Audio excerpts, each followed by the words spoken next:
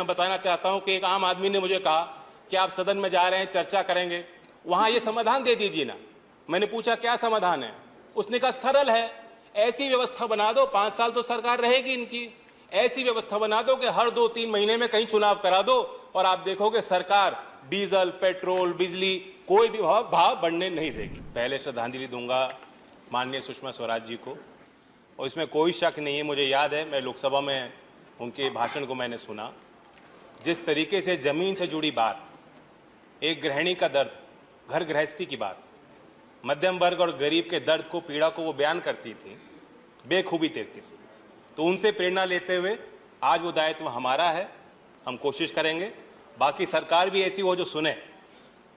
मैं कुछ सुझाव देना चाहता हूं, क्योंकि हमने चर्चा की है खाद्यान्न के महंगाई के दर पे सभी सदस्यों ने बात रखी, लेकिन जो मूल बात यहां सदन में हुई है उससे मैं कुछ अलग राय रखता हूं।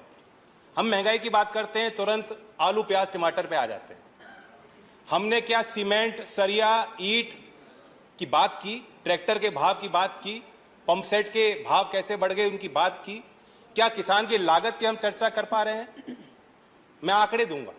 अप्रैल से जून 2020 ये जो 3 महीने हैं, अगर उसमें सीपीआई फूड इन्फ्लेशन 8% रहा, जो काफी होता है मैं मान रहा हूं, उसी समय में आपका WPI फार्म इनपुट इन्फ्लेशन 27.4% रहा।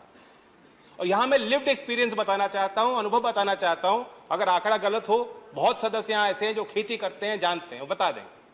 2014 में अगर 1 एकड़ के गेहूं के खेत पे ट्रैक्टर से आप जुताई करते, आपके औसतन 3000 रुपए खर्च हो रहे थे। आज 8 साल बाद 5400 रुपए खर्च होते हैं। 1 एकड़ के धान की खेती आप करते, 300 रुपए का बीज आ जाता था, अब 600 रुपए लग रहे हैं। आपके खाद और दवाई पे अगर 3000 रुपए 2014 में खर्च हो रहे थे 1 एकड़ के धान की खेती करने वाले किसान के लिए, आज 6000 रुपए तक वो आंकड़ा पहुंच गया। तो हम सिर्फ महंगाई की बात करें, ठीक है, टॉप है, आपने स्कीम बनाई, 2018 में 500 करोड़ दिए। सवाल बनता है कि उस संसाधन का क्या प्रयोग हुआ? क्या हमने खाद्य प्रसंस्करण की इंडस्ट्री को, फूड प्रोसेसिंग को बढ़ावा दिया है? क्या ये सच्चाई नहीं है? क्या टॉप टोमेटो से शुरू होता है, टमाटर से शुरू होता है, टमाटर के प्रोसेसिंग पे आप 12% जीएसटी वसूलना चाहते हो? क्या ये सच्चाई नहीं है कि पोटैटो को प्रोसेस करने के लिए अगर आप चिप्स बनाएंगे, नमकीन बनाएंगे, तो उस पर भी आप 12% जीएसटी वसूलना चाहते हो? ये भी एक कारण है कि जो फूड इन्फ्लेशन है वो बेकाबू हो रहा है।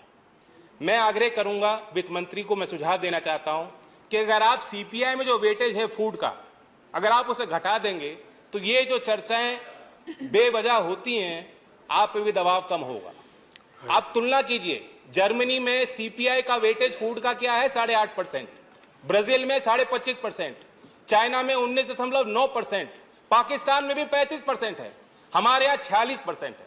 इसलिए दूध का भाव 1 रुपए बढ़ जाएगा तो त्राही त्राही मच जाएगी, आप पे भी दबाव बन जाएगा और फिर आप व्यवहारिक फैसले नहीं ले पाती हो।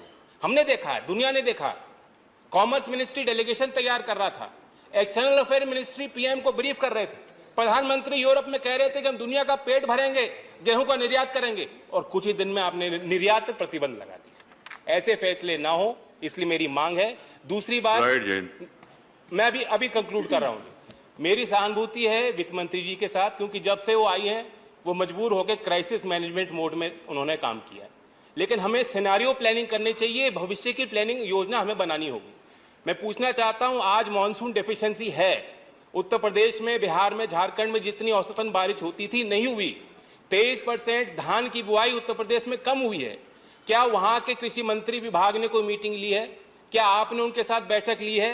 क्या आप उनके साथ बैठक लेंगी? उसका जवाब मैं आपके उत्तर में जानना चाहूंगा। और अंततः जो आम आदमी कहता है उसके पास सारी चीजों का समाधान है। मैं बताना चाहता हूं कि एक आम आदमी ने मुझे कहा कि आप सदन में जा रहे हैं, चर्चा करेंगे, वहां ये समाधान दे दीजिए ना। मैंने पूछा क्या समाधान है?